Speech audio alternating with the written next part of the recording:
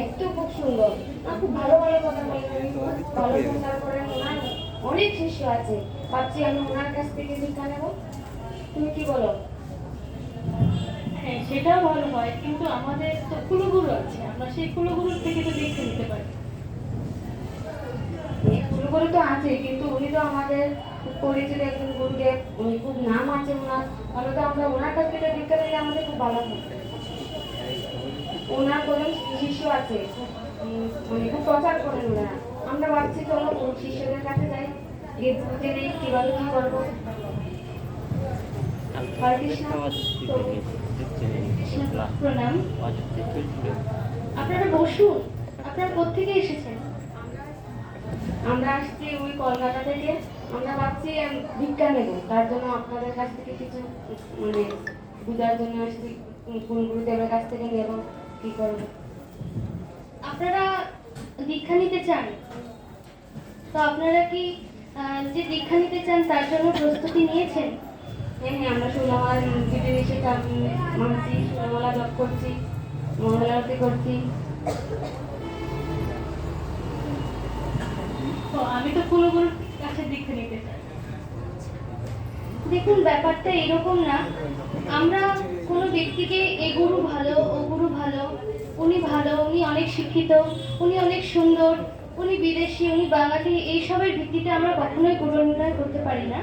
কারণ ভগবান এবং তার অভিন্ন এবং সাক্ষাৎ প্রকাশ হচ্ছে গুরুদেব। এই জন্য প্রতিদিন আমরা মঙ্গল আরতি কীর্তন করি, সাক্ষাৎ হরিতেন সমস্ত শাস্ত্রাই রুক্তস্তথা ভাগবত এব সদ্বি কিন্তু প্রভলজা প্রিয়া এব তস্য বন্দে গুরু শ্রী চরণার বিন্দম।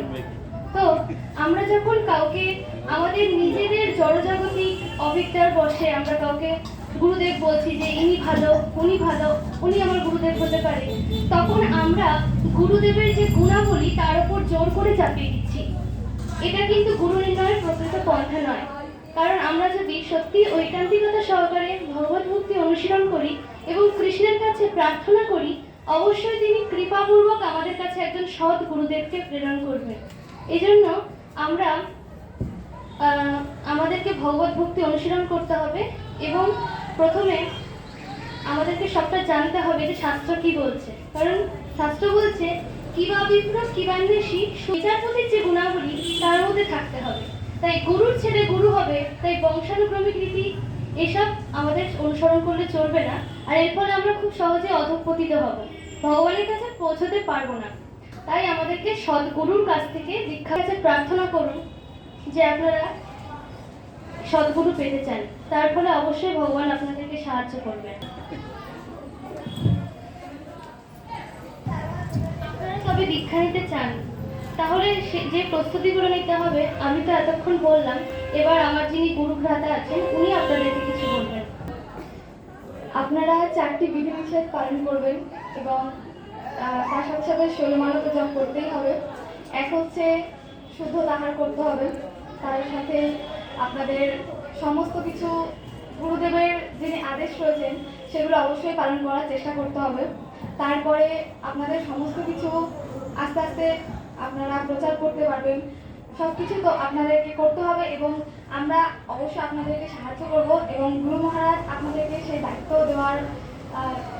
দায়িত্ব দেবেন এবং সেগুলো আপনারা যথাযথ পালন করবেন, তাহলে অবশ্যই আপনারা ভগবানের এবং গুরু মহারাজের কৃপা পেতে পারবেন।